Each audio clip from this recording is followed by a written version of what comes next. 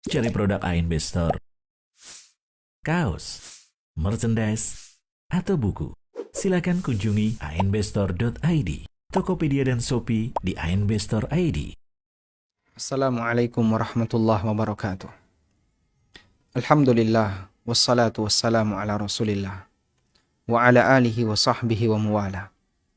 Kaum muslimin yang kami hormati, tersebutlah seorang tokoh Quraisy yang memiliki penentangan sangat kuat terhadap Islam. Dia dikenal dengan Abu Jahal.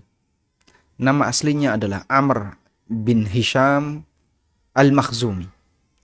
Berasal dari suku Makhzum, dan suku Makhzum termasuk salah satu di antara suku yang sangat terhormat di kalangan masyarakat Quraisy. Abu Jahal sebelumnya disebut oleh masyarakat Quraisy dengan gelar Abul Hakam, bapak bijaksana.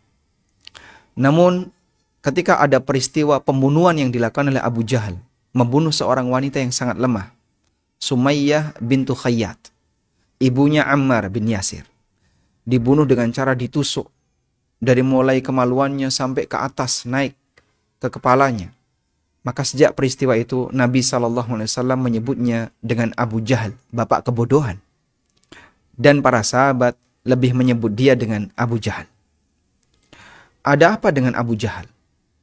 Amr bin Hisham, Abu Jahal, termasuk salah satu di antara orang yang didoakan oleh Nabi SAW untuk masuk Islam.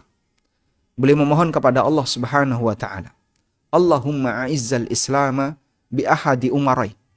Ya Allah, kuatkan Islam dengan salah satu di antara dua Umar. Dan yang beliau maksudkan adalah Umar ibn Khattab radhiyallahu anhu, dan yang kedua adalah Amr bin Hisham. Karena dua manusia ini memiliki posisi di samping fisiknya yang kuat, kecerdasannya yang diakui oleh masyarakat, punya status sosial, demikian pula mereka adalah orang yang punya kekayaan, sehingga pengaruhnya terhadap masyarakat ketika mereka masuk Islam sangat besar. Maka Nabi SAW berdoa kepada Allah agar salah satu di antara dua ini masuk Islam. Allah memberikan hidayah kepada Umar, dan Allah tidak memberikan hidayah kepada Amr bin Hisham. Dan kesombongan Amr bin Hisham, Abu Jahal, sampai membuat dia digelari dengan Fir'aun hadhil ummah. Fir'aunnya umat Muhammad sallallahu alaihi wasallam. Apa yang menjadi penyebab Amr bin Hisham atau Abu Jahal dan Bani Makhzum secara umum, mereka banyak tidak mau menerima Islam? Kita telah sebutkan bahwasanya Bani Makhzum termasuk salah satu di antara Bani yang mulia di kalangan keturunan Bani Kinanah. Keturunan Bani Kinanah ada banyak, di antaranya adalah Bani Makhzum, demikian pula Bani Hashim. Dan terjadilah persaingan antara Bani Makhzum dengan Bani Hashim, karena dua-duanya termasuk di antara dua Bani yang mulia. Sampai akhirnya ketika di kalangan Bani Hashim ada yang menjadi nabi, maka Bani Makhzum sudah tidak lagi punya peluang untuk bisa mengungguli Bani Hashim.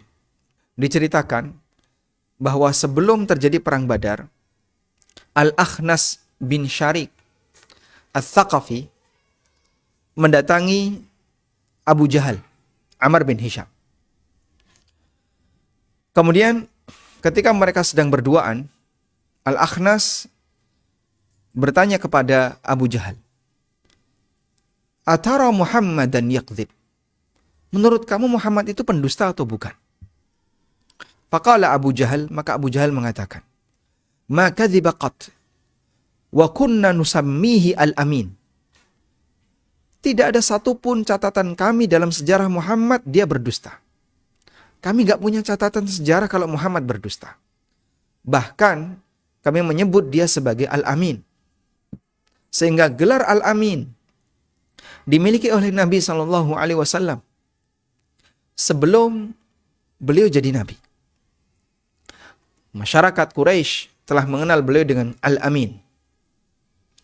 Kemudian Abu Jahal menyebutkan latar belakang kenapa dia tidak mau beriman, demikian pula Bani Makhzum yang lain. Dan di antara Bani Makhzum yang lain yang memiliki penolakan yang sangat keras kepada Nabi SAW selain Amr bin Hisham ibnul Mughirah adalah Al-Walid ibnul Mughirah, pamannya Abu Jahal.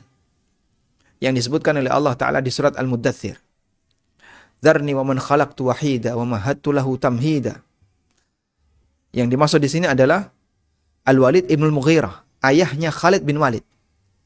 Dan Al-Walid bin Mughirah diancam oleh Allah Subhanahu wa taala. Faqutila kaifa qaddar, thumma qutila kaifa qaddar. Terlaknat dia. Kenapa dia berusaha untuk menyudutkan Islam, membuat konspirasi untuk menyudutkan Islam. Insyaallah akan kita bahas tentang sosok Al-Walid ibn Mughirah ini. Kembali kepada Amr bin Hisham. Abu Jahal atau Amr bin Hisham, dia tidak mau masuk Islam dan dia menjelaskan apa sebabnya. Setelah dia menyampaikan bahwa kami dulu menyebut Muhammad sebagai Al-Amin. Walakin idza kana fi Bani Hashim as-siqayah wal-rifadah wal-musyawwarah thumma takunu fihim an-nubuwah.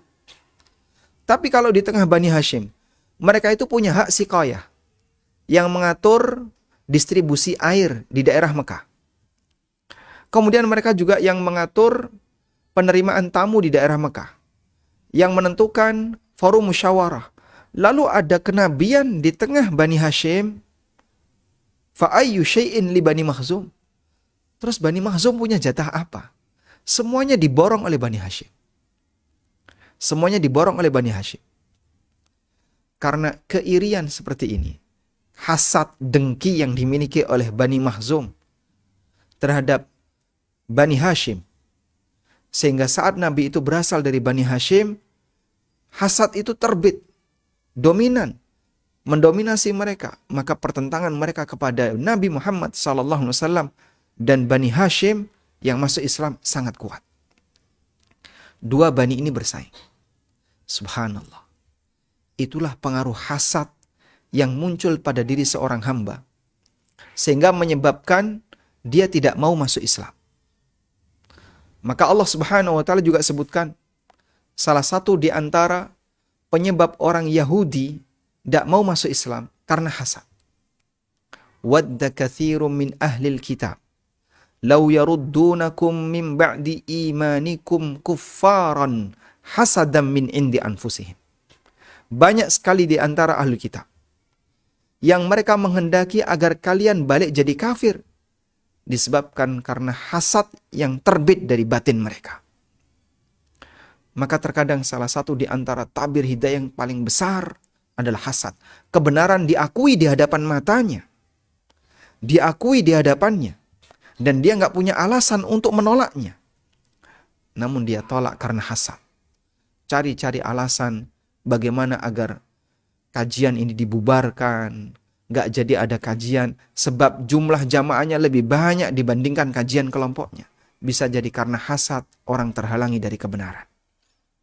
Maka berlindunglah kepada Allah Subhanahu wa taala dari kondisi semacam ini, jamaah. Memohon kepada Allah hidayah. Jangan sampai disebabkan karena hasad kita jadi menentang kebenaran. Padahal kebenaran itu ada di hadapan kita dan kita tidak punya alasan untuk menolaknya selain hanya klaim tanpa bukti. Semoga Allah Subhanahu wa taala jadikan kita sebagai hamba-Nya yang istiqomah. Wallahu a'lam.